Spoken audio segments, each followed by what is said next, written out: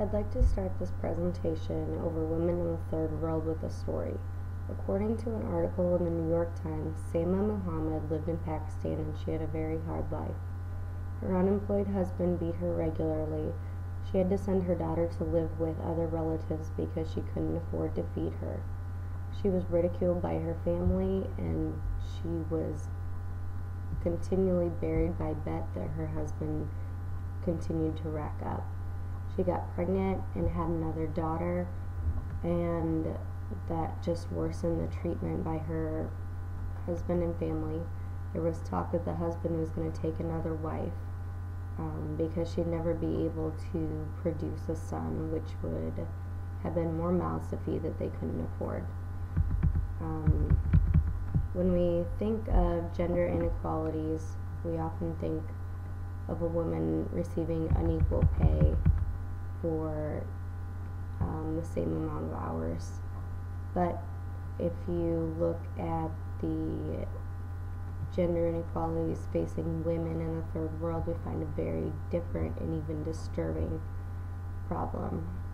It's important to note that there are no single global issues that face women in the third world, and the problems may vary from country to country. The purpose of this presentation is to explain what it means to live in third world countries, explore the problems the women in these areas of the world face, and also to discuss why they face these problems and what can be done about it. First, we must discuss what it means to live in a third world country. The third world countries are typically thought of as underdeveloped and overexploited areas. The population growth is often high, poverty is widespread, and there's a huge gap of wealth between the people that lead these countries and the people that live there. We find third world countries particularly in Asia, Africa, and South America. Second, it's important to realize that there are numerous problems that women in the third world countries face every day. The United Nations development program concluded no society treats its women as well as it treats its men.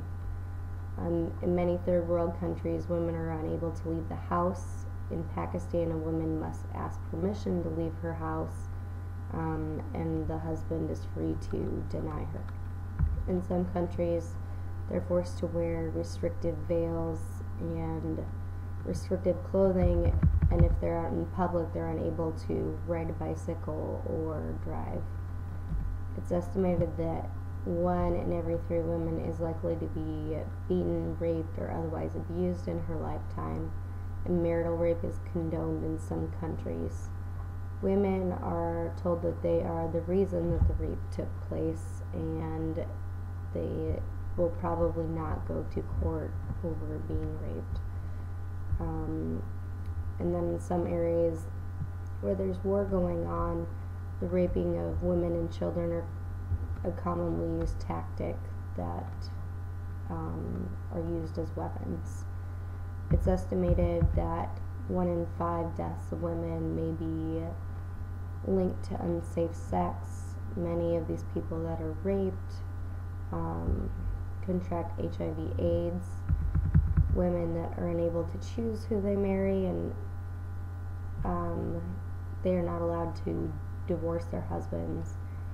In India, they practice bride burning, where a wife can be punished for inadequate dowry, or she can be killed because her husband wants to remarry, often because she's unable to produce a son. It's estimated that more than 1 billion people in the world are living in poverty, and the majority of these people are women and children. In some countries, they are unable to own their own land, so if her husband dies, she's thrown out of her house, and they're unable to purchase land. So they are essentially homeless at that point, making the poverty situation a little bit worse. Thirdly, we must investigate why women in the third world countries face these terrible conditions. Women, much like we've discussed about the women that were living in ancient and medieval times, are not considered to be objects of value. Poverty is high among women, even though they do a lot of the work in undeveloped countries, especially.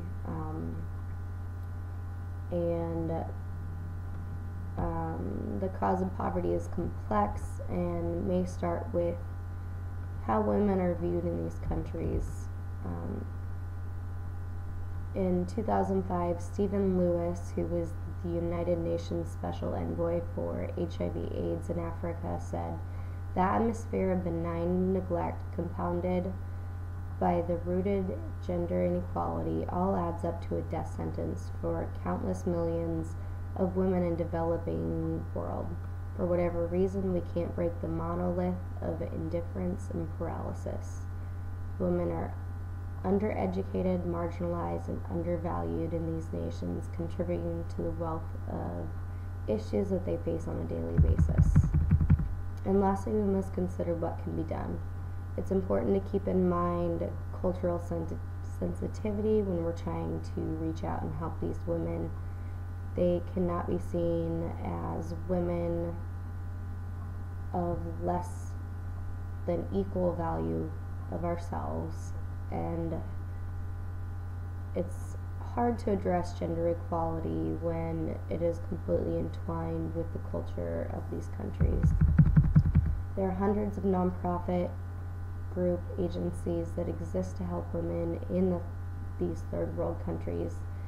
They're so badly needed, but they often don't have the funds to reach large-scale groups of people around the world. There's not a best model practice when it comes to any particular issues, and the factors are often complex, and there are many consequences that go along with the issues that these women are facing. I believe efforts should be focused on education and empowerment of women and girls in these countries and developing opportunities for them in the future. When trying to reach the young children in these areas, we may find it best to go and look at children because their minds are often more impressionable to change. We need to empower these women and help them know that their lives could be better. Efforts are being made even here in Nebraska.